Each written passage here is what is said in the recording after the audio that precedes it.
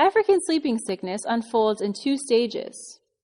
The early stage of infection begins as a primary canker that is both erythematous and indurated, as shown in these images, at the site of inoculation within 1 to 2 weeks.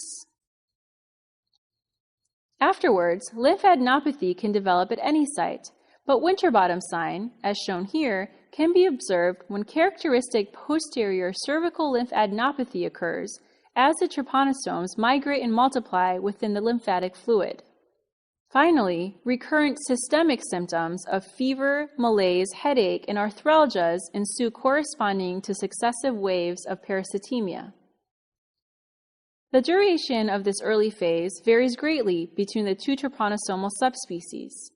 T. brucei gambiense is an older human disease, and as a result, elements of adaptation have occurred, leading to a more chronic course of infection that is less severe and can persist for about 3 years.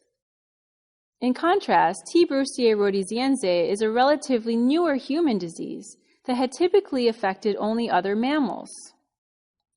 Consequently, it follows an acute course with rapid progression to late stages of infection, clinical deterioration, and death over a span of weeks to months.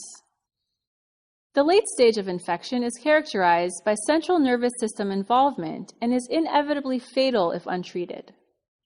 Progressive diffuse meningoencephalitis, parenchymal edema, and multifocal white matter demyelination initially results in headaches, mood and behavioral changes such as indifference, difficulty with concentration and performing tasks, and psychosis.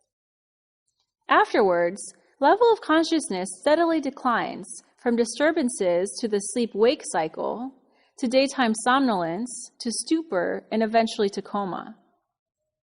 Malnutrition and cachexia often occur as the affected person becomes too incapacitated to eat, speak, or walk. Other symptoms that may develop include sensory deficits, tremor, ataxia, convulsions, meningismus, and focal neurologic deficits. This photo shows a woman caring for her comatose husband who is dying from African trypanosomiasis in Uganda.